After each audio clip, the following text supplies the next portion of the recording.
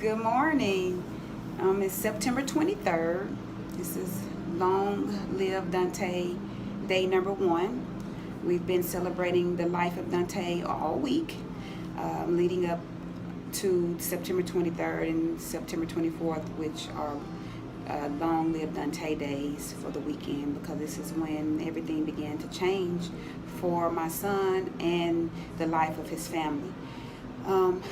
On this day, September 23rd of 2016, I remember I was at the gym, and my son and we were kind of going back and forth on Facebook, joking around, and I looked at the message like, oh, he hadn't responded yet, and not realizing, what was going on behind the scenes. So I'm just thinking, oh, it's just the time difference between here and El Paso, Texas, so he'll hit me up later.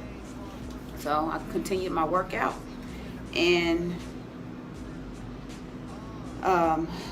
went home, put on my clothes, was getting dressed to meet some friends for breakfast after the workout at the mall, because that's what you do in Doha, Qatar on the weekends. So we get to the mall, and as I'm in my taxi headed that direction, I get a message. Mom, something happened to Dante. He's been stabbed. Call us back. So I'm looking at the message, and I'm like, who is this? I don't know this number. So I text the message back, and I responded to the message, and I said, who is this? I don't know you. What's going on with my son? No reply. So I said, this is not funny. It's not a joke. Please don't play games about, my child. I don't play about my kids. What's going on? So no reply. So I wake up my mom, try to wake up my sister, try to wake up my daughter, my brother, my other sisters, 4 of us. No one was answering, because it was like the wee hours of the morning there, so everybody was asleep. So I'm texting, wake up, wake up, wake up, ringing the phone. Something's happened to Dante. Wake up, everybody wake up. At this point, I'm getting agitated because they're asleep, which they should have been asleep, but my patience is short at this point. So finally, my sister woke up and called me back. What's going on? And I'm telling her, I got a message saying that Dante had been stabbed. I'm trying to call the hospital. They're saying that he's not there, but then somebody else is telling me he is there. His friends are telling me that he's there. So, of course, we tag team. So she gets on the phone. My mom finally calls back. I have my mom on conference call. Finally, I get one of his friends on the phone who can connect me with someone there at the hospital, because initially it was like, he's not here. We don't have anybody registered by the name of Dante Long. So I'm like, okay, well, good. Maybe, it's not as bad as I thought. But then we find out later that no, he is at the hospital. So his friends who were at the hospital, they were trying to convince the medical staff that, hey, this is his mom. She's out of the country. You have to talk to her. She's trying to find out what's going on with her son. Finally, they get a doctor on the phone, and he wants to go through this whole spiel about the procedures that they attempted with Dante. And I didn't want to hear that. So what I told him, or what I asked him, and I said, sir, I understand that you have to go through this protocol, but I just want you to tell me if my son is dead or alive. That's all I want to know right now. I couldn't even listen to anything else he had to say. I just wanted to know, was he dead or alive? So he said, no, ma'am, I'm sorry, he didn't make it. I was standing in the middle of the mall, leaned up against this column, a thick round column that was in the mall, and I remember seeing one of my friends walking towards me because she had just made it to the mall.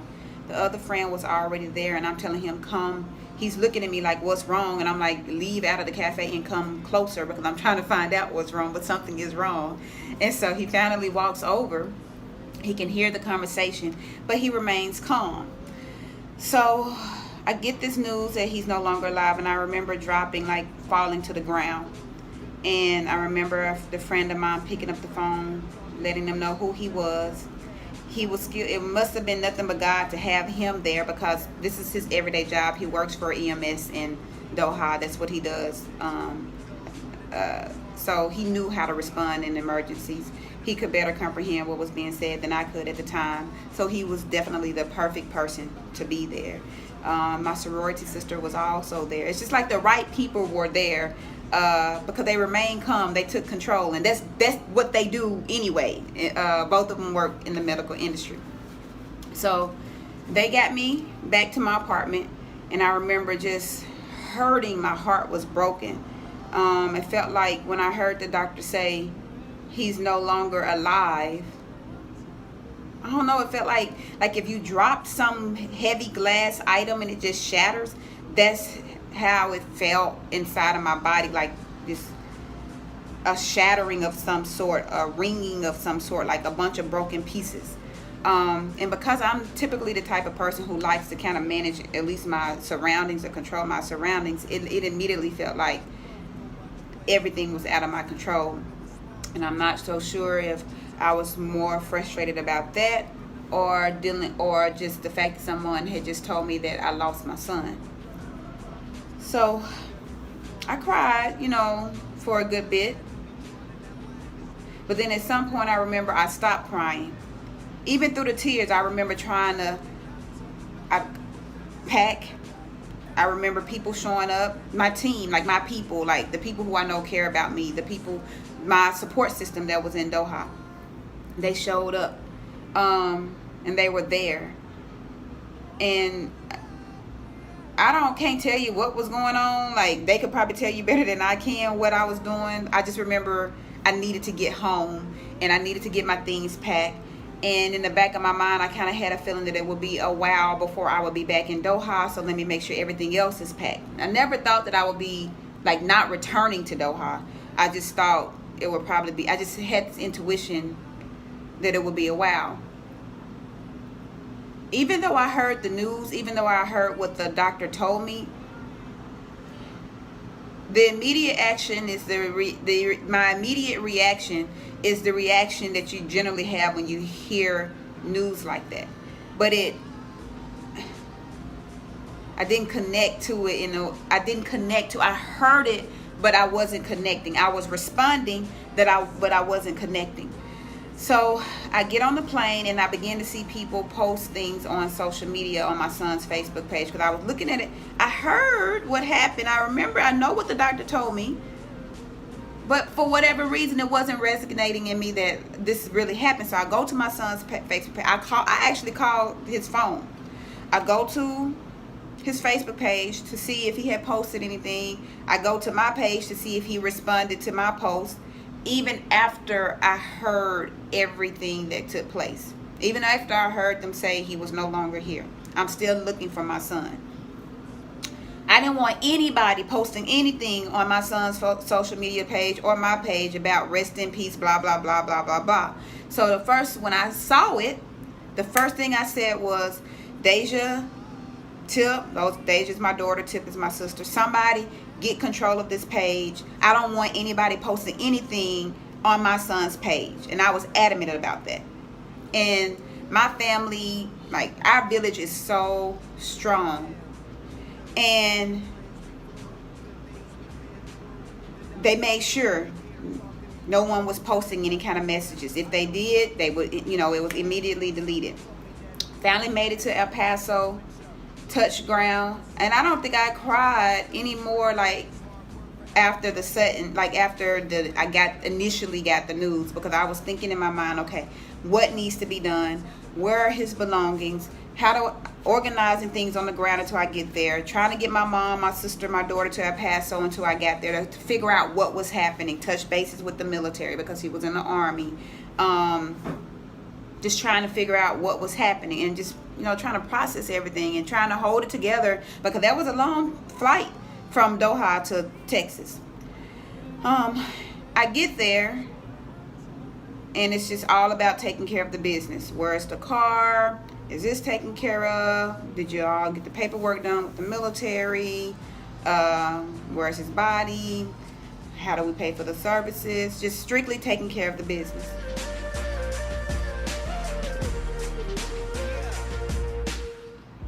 I'm doing all of these things. I'm not shedding tears. I'm not freaking out. I'm not falling out. I'm just trying to make sure everything is together. So we go back to the crime scene. And I'm saying, walk me through. I want to know what happened. Walk me through what happened. So they walked me through it. I traced every single step, trying to figure out, okay, this happened. I'm a logical person, so I'm going to ask questions, and most times that kind of intimidates people. But I ask questions not to intimidate, but to connect the dots. That's just my personality. I'm going to ask until it makes sense to me. And if I walk away and it doesn't make sense, I may sleep on it, and it'll click, or it's not going to make sense, and I'm going to come back and ask you again. That's just who I am. So I'm asking these questions. Why this? Why that? What happened? He turned what direction? Then what happened? Who said this? Who said what? And he walked where? And he said where? And I literally retraced and reacted the events. It didn't make sense to me. I'm like, well, how did you all get into it about a freaking cigarette? Where were his cigarettes? Why was he even smoking a cigarette? Because we had just had a conversation 2 days ago about smoking cigarettes. Why is he even doing it? Because his foundation, that wasn't his foundation. That's not what he was raised to do. That's not something he got from me or anybody in my household or in my immediate family. So I'm thinking, why are you doing this? We went over the people in your family who's died of cancer, or the friends you know, or we went through this whole spiel about the impact of smoking cigarettes.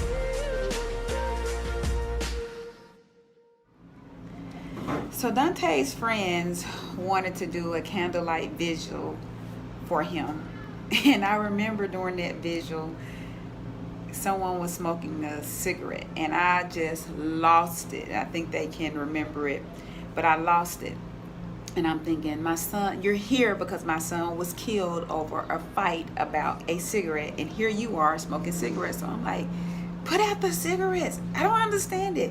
My son, was killed over a cigarette, and you're here holding a candlelight vigil for him, and you're smoking cigarettes. So I went on this whole, spiel about this. I couldn't take it. So, but they got it. They put the cigarettes out. And I appreciate his friends for being understanding and hearing me out and getting to know the person that I was and how passionate I was about what I was saying, and being supportive. I'll be standing right here talking to you about another path. I know we love to hit the road and laugh, but something told me that it wouldn't last. Had to switch up, look at things different.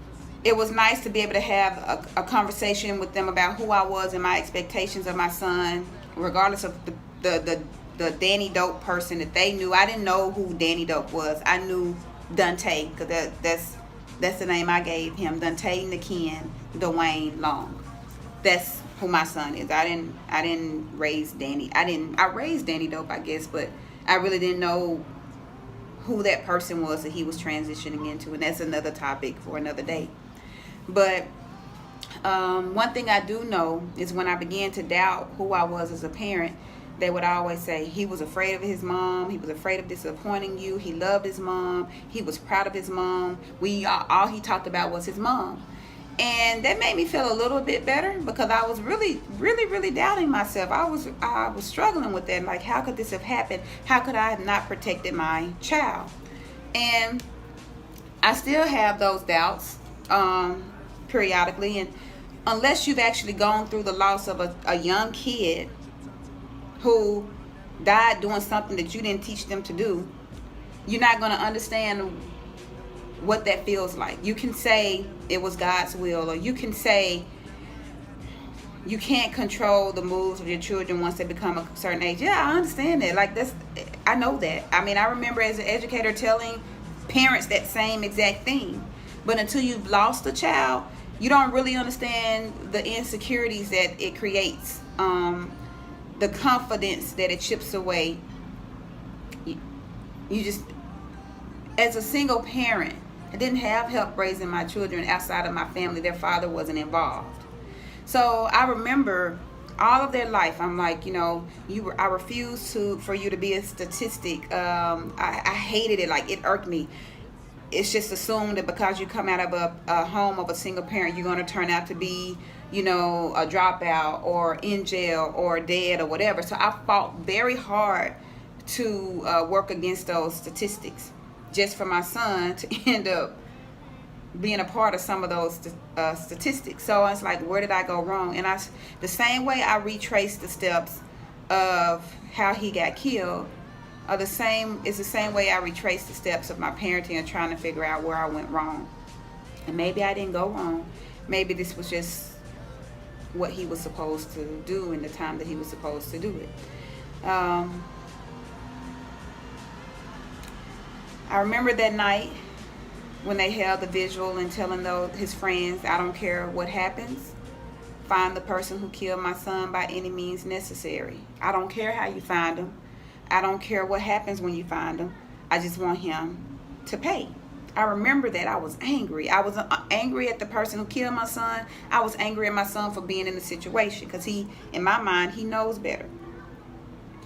They did find the person who killed my son, and that person is sitting in jail now waiting trial. But it didn't keep me from being angry more so at my son because he had no business being in that situation. That's the parenting, side of me. I think that I have been operating in this past year just out of autopilot.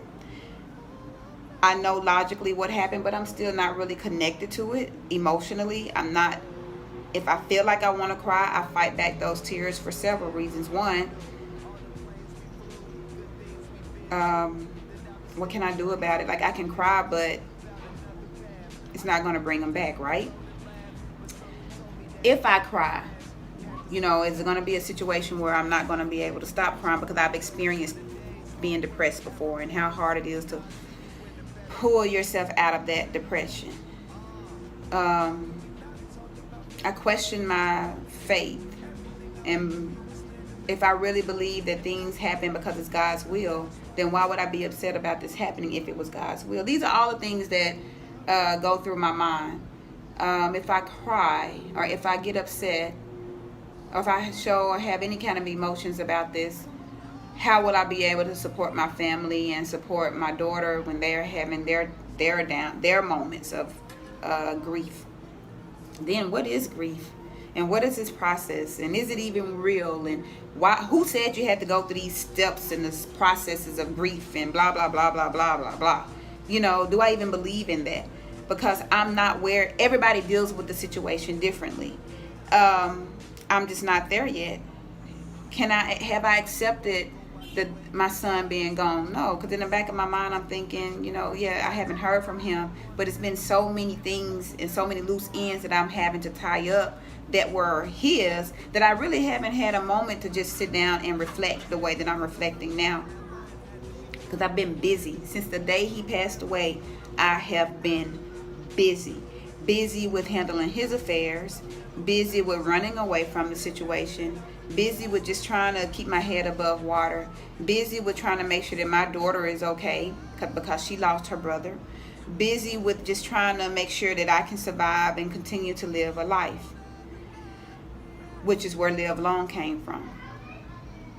Because it was like, I'm still here for a reason. Maybe a year or so prior to that, I got in an accident that should have taken my life, but it didn't. And I've had things that happened to me in my life that I've survived, and I shouldn't be here, but I'm still here. And I question it, like, why would he go before me when I'm the one that's been hit with so many things?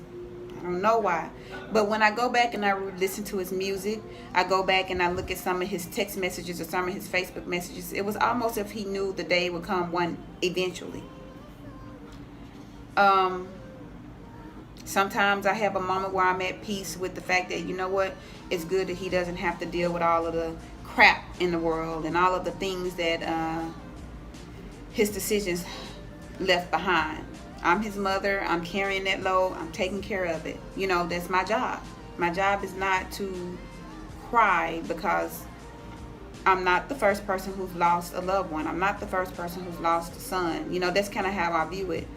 Maybe some people may look at that from the perspective of you're not allowing yourself to feel that pain. And then I come back, well, what is the purpose of feeling that pain? Like, what purpose will that solve? It's a lot of things that go through my mind. It's a lot of things that I don't understand. I'm not saying that what I feel is the right way to feel. Sometimes I feel like, at least I know where my son is right now. At least I'm at peace that he's not in harm's way. At least he's free. And that's one thing about my son, is he was a free spirited person. I knew the kind of kid he was, so I knew that I couldn't box him in, because I'm the same type of person. You can't box me in. It makes me uncomfortable. So I knew that I had to go out and let him live his life. I knew that music, which is what he was doing, he was preparing for a concert that he was getting ready to have, and he was passing out flyers for his upcoming concert. So he was doing his thing, and in the process of doing his thing, somebody decided that they should take his life. I'm not sure what lesson will come out of this. I'm not sure what blessing will come out of this. I do know that things have changed. The way I view life has changed. The way I feel. I have some emotions about different things, but it still feels like, you know what? This is out of my control. That was out of my control. So I really have no control over anything. So what's the point of attaching? What's the point of loving? What's the point of feeling? What's the point of having hope in things and people when you have no control? I remember when it first happened, almost feeling like I wanted to detach even from my daughter and my family, because it's like, will I be able to handle something like this happening to me again? I'm standing now. I'm rising now. And I don't know that I'm rising. I'm really just here. I'm not sure. I don't feel like it's strength. I'm just here. I'm doing all of these things now, but could I handle that again if something or someone that was very meaningful to me was taken away from me? So when I feel like I'm becoming attached, I try to dial back. So I'm feeling something. There's an emptiness. I'm used to having 2 kids, so I don't think I'll ever feel like I'm no longer a parent of Dante's. I feel like anything that comes up involving Dante is my job to take care of, because I'm going to always be his parent. It's difficult for me to talk about him in the past tense, because I haven't resolved within myself that he's in the past tense. It's difficult for me to say that he is dead. I'd rather say he transitioned. He transitioned to something else, somewhere else. He's still alive somewhere else, and I can tap into him anytime I want to tap into him. However I feel I need to tap into him. And that may not make sense to most people, but it's what I have to do to survive. And it is bothering me that I have not heard from my son in all this time. It's like I want to hear his voice. And so what I do is I go back sometime and I'll read the messages, or I'll listen to his music, because I'm like, okay, I've heard his voice, and it gives me some sense of, peace. But that's where I am, a year later. It's not an easy thing to process. And it's a club that I was initiated into that I didn't ask to be in. And I watch other women, other mothers who have lost their sons, and wonder if they feel the same way. That's another reason why I struggle with the emotion of it, because it's like people have lost their child or children way before I ever did. So who am I to feel any kind of way about it? I'm not the first one, and I won't be the last. So I have to make do with what I have. And I've been told that I'm not giving myself an opportunity to feel that pain, but it feels bad to feel that. For me, it feels bad to feel that way when so many other people have experienced that and more. I know people who have experienced the loss of multiple children. That doesn't mean that I'm minimizing what I'm feeling, but I'm just trying to keep things in perspective the best way I can. So what we're asking you to do is just, I'm not ready to feel like this is the end for my son. So I chose to do Dante's Legacy Week and wear purple and keep his spirit alive and tell the stories, because I need for my son to stay alive some kind of way. That's the only way that I know how to cope. Everybody else can do things differently, but that's the way I know how to cope. I went to the grave and his grave site, and it didn't feel real to me. It was like I couldn't attach to that. So I'm trying to figure out how to make it day by day. And this is the way that I'm making it day by day. This is the way that I'm living long. While I'm on this earth, I can't go into this slump of a depression and just hide and back myself into a corner. So I have to figure out how to live long. And in some kind of way, I feel like my son gave us instructions about that. He kind of left us with some things that he wanted us to do. So as his mother, I'm trying to live that out.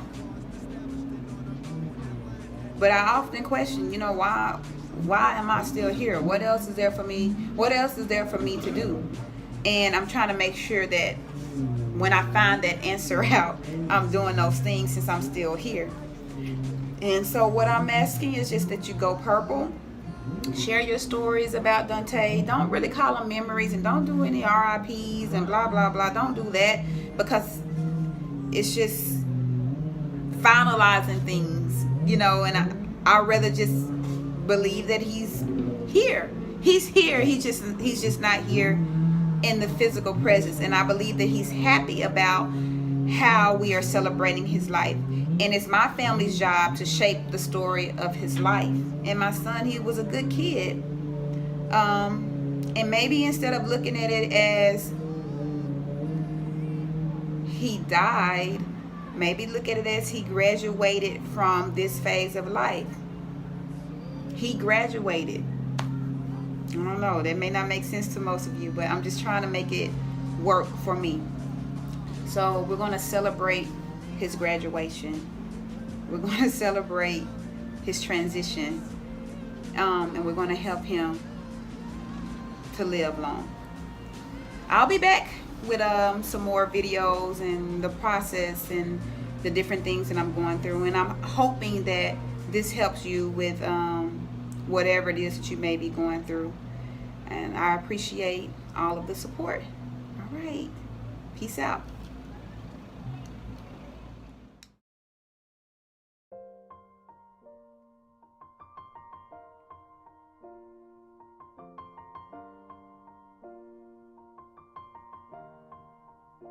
It's been a long day without you, my friend, and I'll tell you all about it when I see you again.